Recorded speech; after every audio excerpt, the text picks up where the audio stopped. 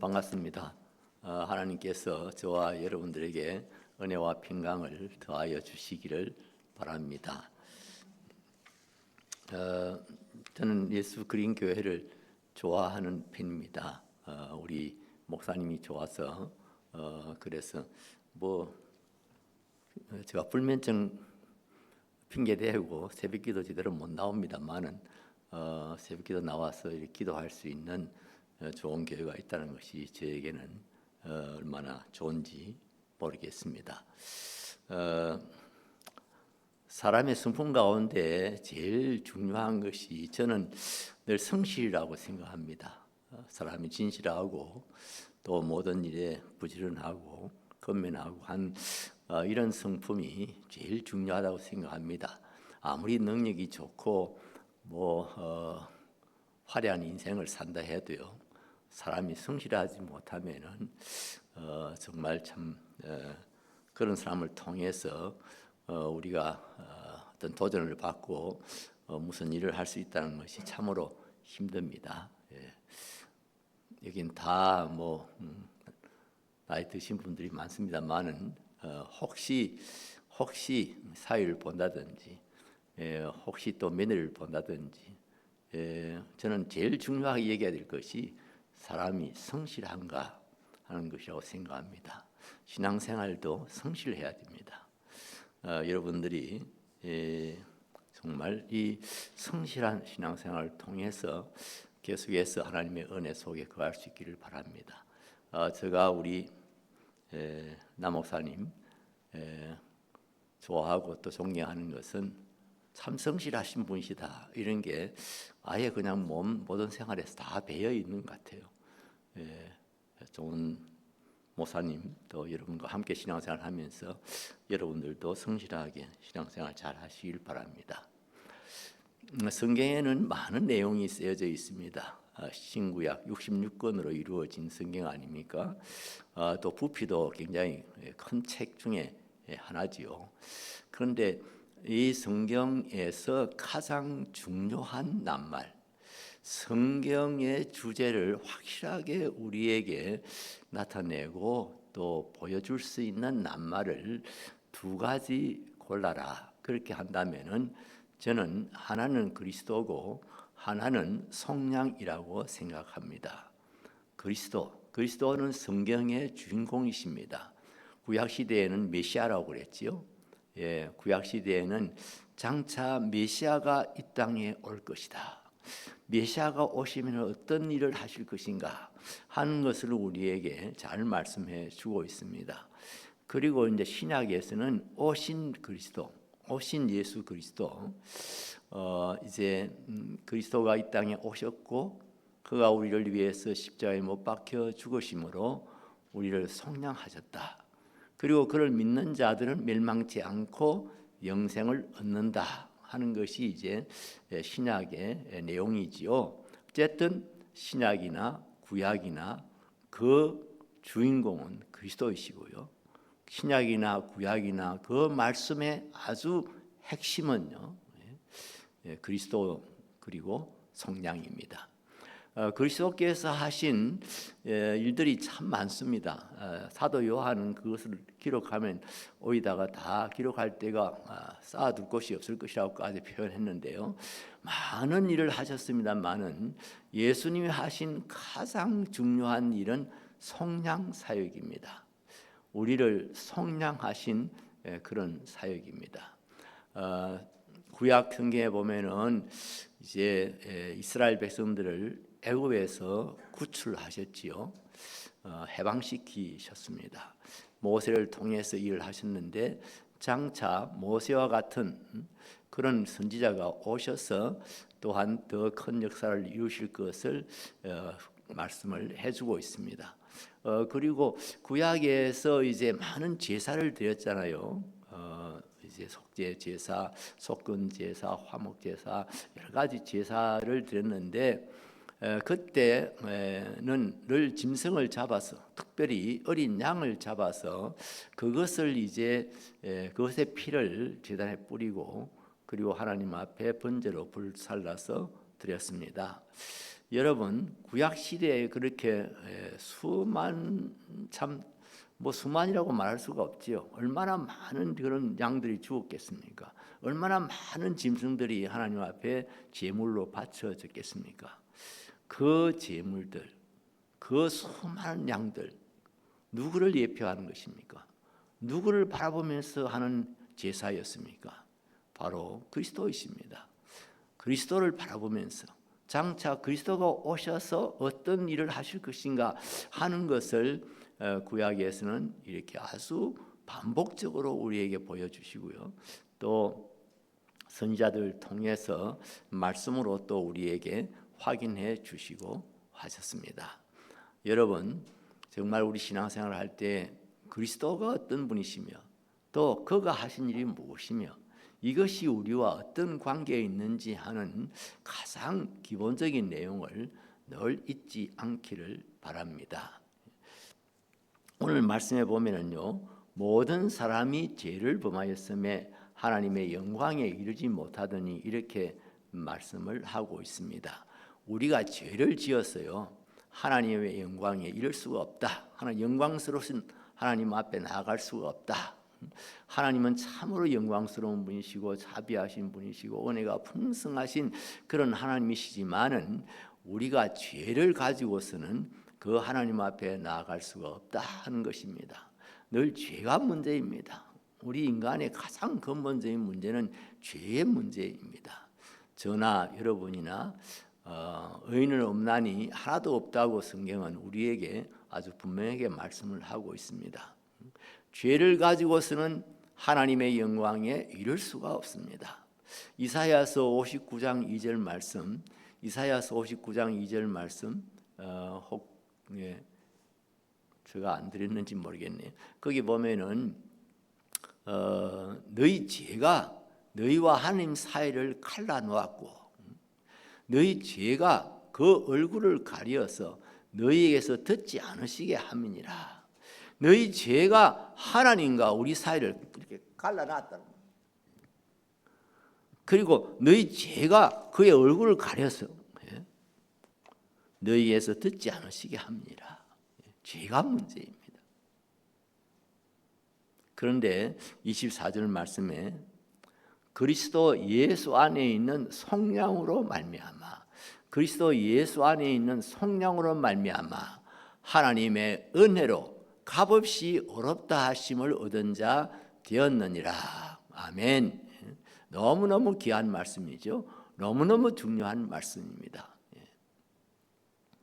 그리스도 예수 안에 있는 성령으로 말미암아 하나님의 은혜로 값없이 어렵다 하심을 얻은 자 되었느니라. 성령이라는 말 아주 중요한 말입니다. 아주 중요한 말입니다. 옛날에는 이 개혁판이 나오기 전에 성경에서는 그냥 한글 개혁판에서는 구속이라고 했습니다. 그리스도 예수 안에 있는 구속으로 말미암아 하나님의 은혜로 이렇게 말씀을 했는데 이제 개혁판을 내면서는 구속이란 말을 속량이란 말로 바꾸었습니다. 구속이란 말이나 속량이란 말이나 똑같은 의미입니다. 똑같은 의미입니다만은 저는 이 속량으로 바꾼 것이 너무너무 잘했다 싶어요. 제가 목회를 하면서요, 이 구속이라는 말을 오해하고 있는 분들이 의외로 많다는 것을 제가 알았습니다. 특별히 저는 이제 세례를 베풀 때 굉장히 좀 더 확실하게 하려고 노력을 참 많이 했댔습니다. 저하고 12주 동안 같이 공부를 해야 하고요. 꼭 성경은 한번 읽어야 되고요. 한 번 이상 읽어야 되고 그리고 또 성경 시험, 상식 시험을 쳤습니다. 그때 우리 그 시험 치는 분들이요 늘 그래서 왔어요. 목사님 꼭 시험 쳐야 됩니까? 우리 열심히 공부할 테니까 그 시험 때문에 우리가 일생 시험을 당하고 왔는데 또 교회에서도 시험을 칩니까? 뭐 이런 하기도 했어도 제가 꼭 시험 쳐야 된다고. 그런데 시험이라 할 것도 없습니다. 제가요 예제를 다 줍니다. 그래서 누구든지 그냥 그거 읽어보고 오면은 그냥 다 100점 받을 수 있도록 그렇게 다 합니다. 어쨌든 그렇게 하면서 공부를 시키고 이제 마지막 하는 것이 저하고 이제 개인적으로 면접하는 것입니다. 저하고 이제 만나서 1대1로 이렇게 이제 면접을 하는데요. 제가 그때 면접을 하면서 질문하는 것은 딱 두 가지입니다. 딱 두 가지인데 하나는 그리스도의 구속을 믿으십니까? 다른 하나는 그리스도의 구속이 무슨 뜻인지 이해하고 있습니까? 설명할 수 있습니까? 이 질문입니다. 그래서 우리 교인들은요 다 알고 있습니다. 그냥 시험 치러 오는 세례문답 하러 오는 사람들은 목사님이 뭐 묻는다, 그럼 뭐라고 대답하면 된다 하는 것은 뭐 거의 다 알고 있습니다. 혹시 그걸 예전에 못 들었던 사람들도 이제 세례문답하고 나오면은 야 목사님 뭐 묻더나 뭐 이렇게 자기들끼리 막 물어보고 다 이제 컨닝 해가지고 들어옵니다. 그런데 가끔씩은 그걸 모르고 들어오는 분들이 있어요. 제가 기억나는 사람 중에 한 사람은 부산의 모 대학교, 지금은 은퇴했습니다만은 교수로 있는 박 선생이었는데 이 양반이 이제 세례를 받겠다고 그렇게 지원을 해서 부산에서 서울까지 그래도 자기 나름대로는 열심히 이렇게 6개월 동안 또 그런 분들을 위해서 주일 오후에 제가 또 하기도 하고 했기 때문에 참석을 해서 공부를 하고요. 그 다음에 하여튼 절차를 다 밟고 이제 저한테 왔습니다. 제가 묻는 거 뻔하죠? 박 선생님, 그리스도의 구속을 설명할 수 있겠습니까? 믿습니까? 예. 그리스도의 구속이 뭔지 설명할 수 있겠습니까? 예. 한번 설명을 해보시죠. 그랬더니 이분이 하시는 말씀이 제가요 전에는 세상에 구속되어서 있었는데 세상에 구속되어서 세상을 따라 살았는데 이제는 그리스도에게 구속되어져서 오직 그리스도를 따라 살아야 한다는 그런 의미가 아닐까요? 이렇게 설명을 하시더라고요. 사실은 설명이 반대예요. 반대인데 그러나 또 속뜻은 되게 좋더라고요. 전에는 자기가 세상에 매여서 세상에 구속되어 가지고 그냥 오직 세상만 바라보고 살았는데 이제부터는 그리스도에게 구속이 되어 가지고 그리스도에게 붙잡힌 바 되어 가지고 오직 이제는 그리스도를 따라 산다고 하는 그런 의미로 설명을 하시더라고요. 그래서 답은 틀렸지만은 제가 그 뜻이 너무 좋아서 이제 세례를 베풀었습니다. 베풀면서 제가 그렇게 설명을 해줬지요. 세상에서는 구속됐다는 말을 많이 씁니다. 특별히 신문이나 뭐 뉴스에서 누가 구속됐다, 뭐 구속 심사를 한다, 뭐 구속이란 말이 굉장히 많이 쓰입니다. 그런데 또 교회에 왔더니 교회에서 자꾸 구속한단 말이에요. 오늘 저는 뭐 그리스도의 구속을 사니까 사람들이 그냥 처음 교회 오시는 분들은 그냥 같은 말인 줄 아는 거예요. 구속됐단 말하고 구속됐단 말하고. 그런데 구속됐단 말하고 구속됐단 말하고 완전히 반대입니다.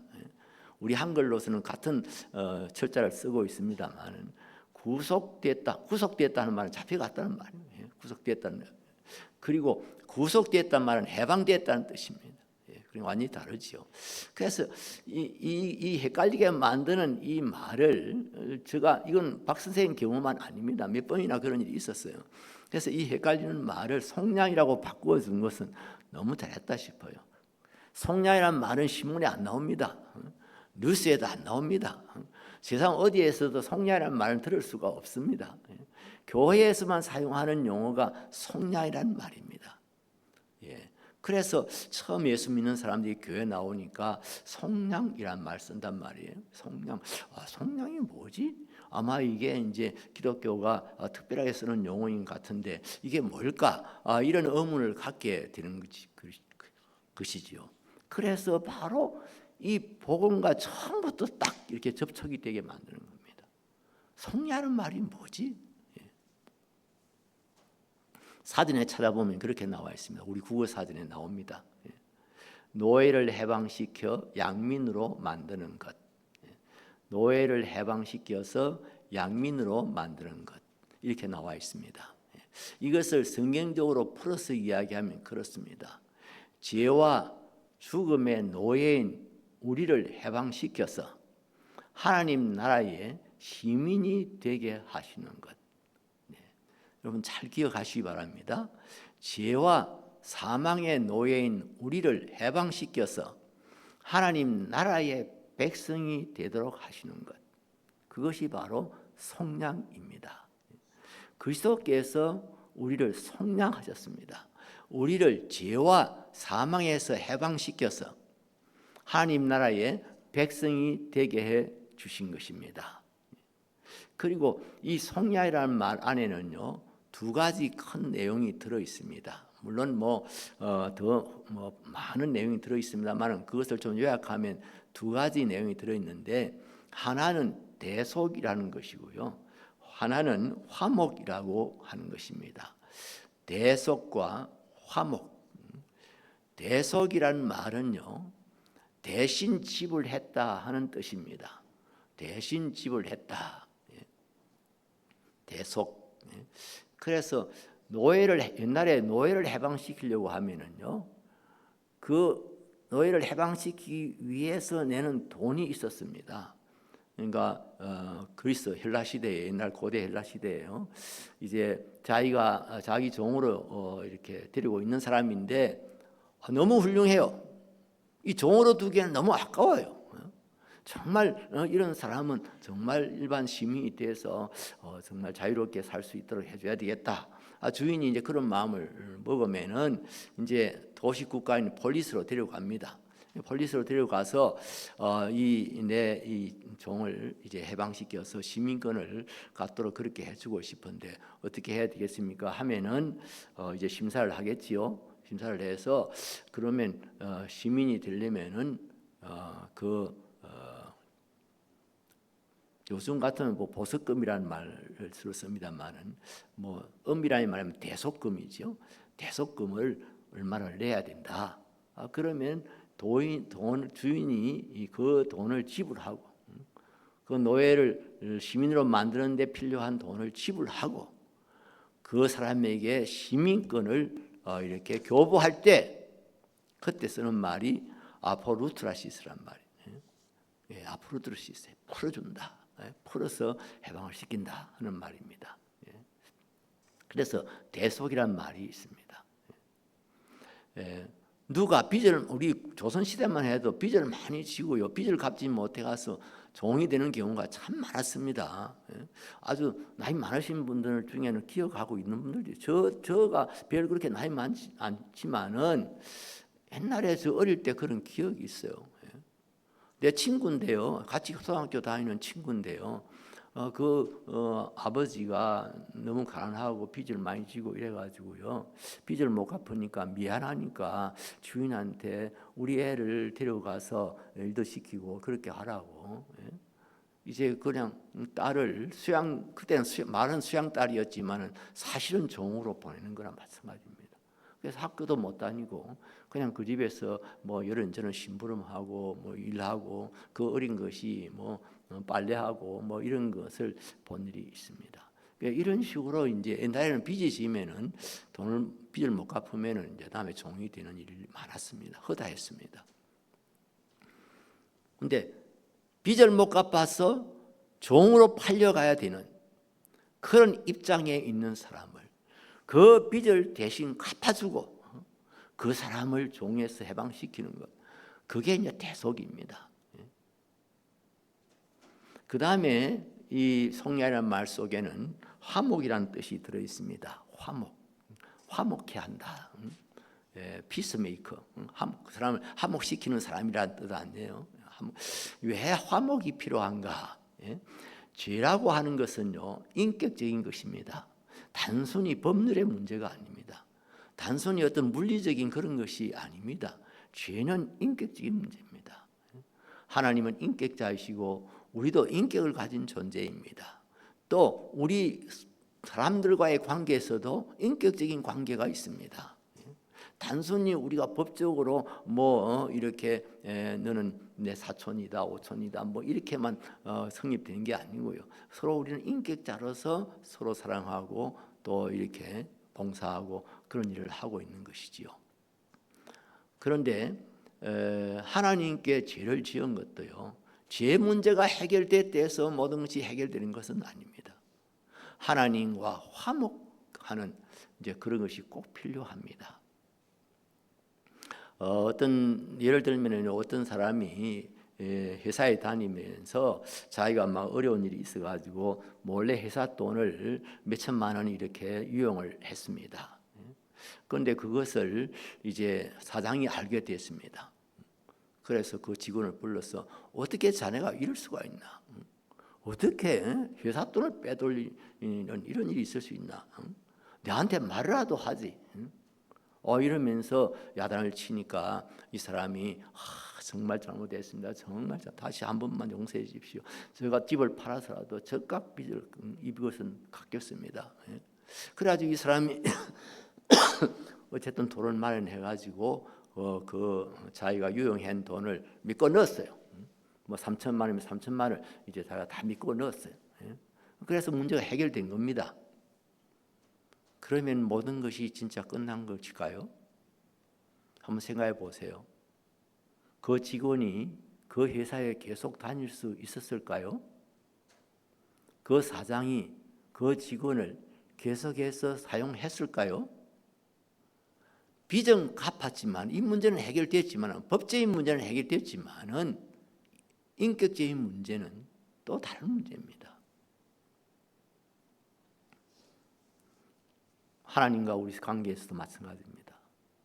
우리의 죄를 대속하셨습니다. 그리스도께서 대속하셨습니다. 그래서 이제 빚을 다 갚았기 때문에 이제 우리는 자유할 수 있게 되어진 겁니다. 그렇지만은 하나님과 우리 사이에는 그런 이렇게 뭔가 이렇게 뭐랄까요? 우리는 너무 이제 하나님한테 죄송스럽고 부끄럽고 이런 것이고 하나님이 볼 때는 이렇게 아직도 그 마음에 그 사람을 향한 그런 진노하심이 있을 것입니다. 섭섭하심이 있을 겁니다. 그런데 이것을 예수님께서 화목시켜 주셨다. 화목시켜 주셨다. 그러니까 예수님의 십자가는요, 속량을 위한 십자가일 뿐 아니라 우리를 화목케 하는 십자가입니다. 이걸 여러분이 잘 아셔야 됩니다.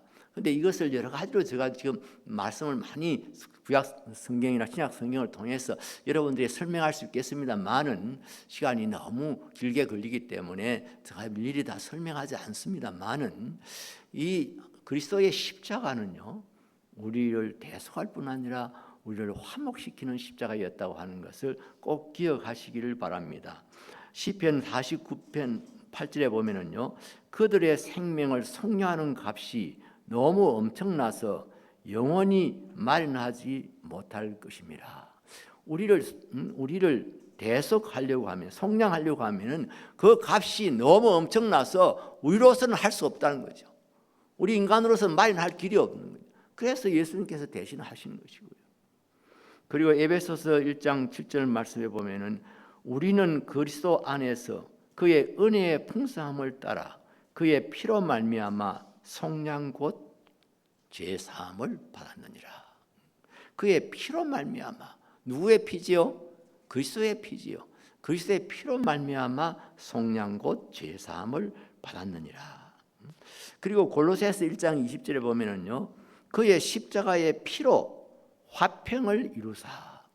그의 십자가의 피로 화평을 이루셨다. 그렇게 말씀하고 있는 것을 볼 수가 있습니다. 다시 정리합니다. 우리가 죄를 지었기 때문에 하나님의 영광에 이를 수가 없습니다. 우리는 평생 이제는 참 일생, 우리 땅에서 일생뿐 아니라 영원히 우리는 죄의 종이고 죽음의 멸망의 종으로 살 수밖에 없었는데 그리스도께서 우리를 속량하셨습니다. 우리의 죄값을 대신 지불하시고 우리를 해방시키셨고, 그리고 우리를 하나님과 화목케 하셨습니다. 우리 교회, 우리 향상교회 개척하고 얼마 안 됐을 때인데요. 우리 교회 임지사님이라는 여자 집사님이셨는데 그때 한 50 정도 됐을 겁니다. 제 짐작에 나이가 50이었을 걸로 짐작이 드는데요. 있었는데 이분이 갑자기 간암이 발견이 되어졌습니다. 너무나 그냥 충격이었습니다. 본인이 받은 충격도 이런 말할 수 없겠지만은 사실 뭐 저도 우리 교인들도 굉장히 충격받았어요. 그분이 신앙이 참 좋았거든요. 신앙이 참 좋은 분이었어요. 아주 젊은 분인데도 참 신앙이 좋으셨어요. 그리고 사람이 이쁘고 똑똑해요. 이쁘고 똑똑하니까 당장 표가 나지요. 예. 신앙 좋지요. 잘생겼지요. 또 그때 고등학교 선생님이었는데 똑똑하지요. 저는 글 잘 쓰는 사람 좋아하는데 그 양반 글도 잘 써요. 영세대학교 영문학과를 나왔는데 그래서 저도 참 좋아하는 분 중에 하나였습니다. 그런데 이분이 암이 발견됐어요. 왜 그동안에 말기암이었어요. 말기에 거기 발견이 됐어요. 왜 그동안에 왜 이 정기 검진을 안 했는지 요즘하고는 좀 생각이 또 다를지는 모르겠지만 벌써 30년이 다 돼가는 일이니까요. 그때는 정기 검사를 안 했는 것 같아요. 하여튼 뭐 그래도 뭐 정상이 좀 있었을 것인데 자기는 또 예사로 넘긴 것 같아요. 내가 우리 그 의사 선생님한테 우리 장로님한테 물어봤어요. 이럴 수도 있습니까? 왜 그걸 발견을 못합니까? 그랬더니 우리 장로님 말씀은 그래요. 내과 의사 선생님인데 간의 4분의 1만 제대로 작동하고 있으면은 기능이 4분의 1만 살아 있으면은 그냥 특별한 검사를 하지 않고는 모른다고 그래요. 그냥 뭐 자기가 건강한 것이 살아간다는 거예요. 어쨌든 이 임지사님이 간암이 발견됐습니다. 병원에서 이제 그 요즘 같으면 간을 이제 이식하는 법이 있을 수 있고요. 그러나 이식도 이렇게 간에서 암이 이렇게 전이됐을 경우에 이런 데는 이식해봤자 소용이 없다고 그러고 이분은 이식도 못할 그런 형편이고 수술도 못하고 병원에 입원 좀 했다가 병원에서 별 할 일이 없다고 집에 가서 그냥 간호를 하시라고 집으로 돌려보냈어요. 요즘 같으면 아마 호스피스 같은 데로 보냈을 거예요. 근데 그때는 호스피스가 그렇게 아직도 활성화 안 됐을 때니까 집에 와서 이제 자기 집에서 혼자서 이렇게 참 남편이 시중을 받으면서 이렇게 치료를 했는데요. 점점 급격하게 나빠지는 겁니다. 아주 그냥 급격하게 그 이쁜 얼굴이 흔적도 없이 사라지고요. 아주 얼굴이 누렇게 이렇게 변하고 그 다음에 배도 이렇게 복수가 차서 이렇게 나오기 시작하고요. 정말 제가 신방을 너무 안타까워서 참 자주 갔댔는데요. 나중에 신방 가면 뭐 할 말이 없어요. 무슨 말씀을 인용해야 될지요. 그리고 기도도 뭐라고 해야 될지 모르겠어요. 제가 믿음이 없어서 그랬는지 모르겠습니다만 다 죽고 한 사람 앞에 놓고 하나님 살려주실 줄 믿습니다. 살려주시옵소서. 이렇게 한다는 것도 모르겠어요. 저는 뭔가 그런 말이 안 나오고요. 그렇다고 하나님 아버지 그냥 고생시키지 말고 그냥 하나님 그 안식처인 천국으로 빨리 좀 데려가십시오. 뭐 이렇게 기도할 수도 없고요. 아니 저 혼자서는 그렇게 기도했어요. 저 혼자서는 우리 인일산이 너무 고생시키지 말고 하나님 데려가십시오. 하나님 하나님의 집이 얼마나 좋은 곳인데 거기 가서 편히 쉬게 해주시. 개인적으로 이런 기도도 했어요. 언젠가 또 제가 신방을 갔지요. 그게 마지막 신방이 됐어요. 근데 가서 진짜 그날도 그래요. 가면서도 계속 무슨 말씀을 읽을까? 무슨 말씀으로 격려를 할까? 또 뭐라고 기도를 할까? 이 집에 도착했을 때까지도 아니 그 자리에 앉았을 때까지도 제가 생각이 안 나는 거예요. 그래서 제가 집사님 우리 찬송합시다.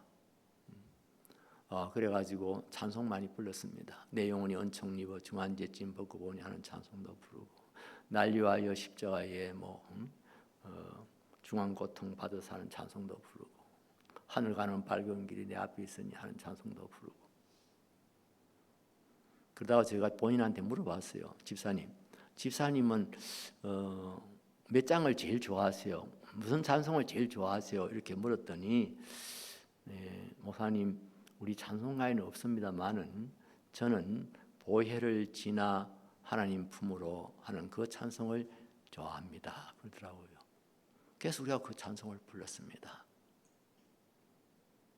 한 번 부르고 두 번 부르고 세 번 부르고 자기도 울고 저도 울고 같이 갔던 우리 권사님들도 울고 울면서 불렀습니다. 우리 같이 한번 불러볼까요? 되게 이 찬송을 알리라고 생각합니다만은 보혜를 지나 하나님 품으로 보혜를 지나 아버지 품으로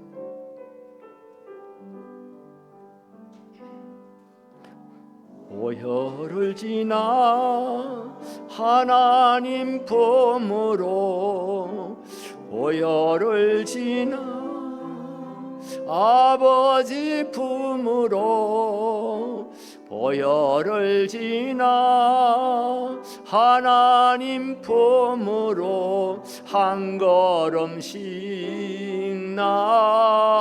나가네. 존귀한 주 보혈이 존귀한 주 보혈이 내 영을 새롭게 하시네. 존귀한 주 보혈이 내 영을 새롭게 하네. 신발 마치고 돌아왔는데 3일인가 4일 후에 별세했습니다. 그래서 분당 서울예배는 장례식장에서 이렇게 장례의식을 했는데요. 지금같이 그때는 장례식장이 따로 지어져 있을 때가 아니었습니다. 그냥 그 본관에 이렇게 장례식장이 있을 그럴 때였는데요. 빈소가 좁아서 우리 교인들이 다 들어갈 수가 없어서 일부러 빌렸어요. 한 150명 들어갈 수 있는 그런 홀을 하나 빌려가지고 거기에서 이제 장례 예배를 드렸습니다. 예배 드릴 때 제가 우리 부목사님 중에 이렇게 성악을 하신 분이 있었기 때문에 그 목사님에게 이 찬송을 특성으로 하라고 그렇게 부탁을 했어요. 그래서 그때 근데 막 150명밖에 안 들어갈 그 많이 그러면은 평소 때 같으면 너무 막 어디가 남을 건데 그때는 교인들이 하도 많이 와가지고요 막 뒤에 다 서 있고 막 그랬어요. 참 너무 그렇잖아요. 너무 마음에 안 됐잖아요. 그냥 그 50대 그 동료 집사님들 참 얼마나 아쉬웠을까요. 그러니까 다 왔어요. 장례식에 육간 예배 때. 그리고 진행이 되면서 특송을 이제 우리 부목사님이 특송을 했는데 특송을 하다가 목이 메어서 중단이 됐습니다. 특송하시는 목사님이 목이 메어가지고 중단이 됐어요. 그러니까 우리 그 참석하신 우리 교인들이 얼마나 많이 울었는지 모릅니다. 그냥 우리 젊은 이렇게 집사님 여자 집사님들은 막 친정 어머니라도 돌아간 것처럼 막 응응하고 막 그렇게 울었어요. 저도 아마 장례식을 수없이 했습니다만은 이때처럼 많이 울어본 적은 아마 전무후무했으리라 생각합니다. 아쉬워서 울었죠. 슬퍼서 울었죠. 그런데 제가 울다가 저 스스로 생각해 봤습니다. 그렇구나.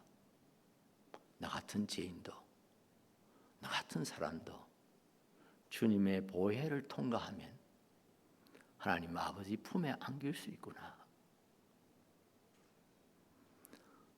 저는 그 생각이 드니까요, 얼마나 감사하고 얼마나 눈물이 나는지. 나 같은 인간도,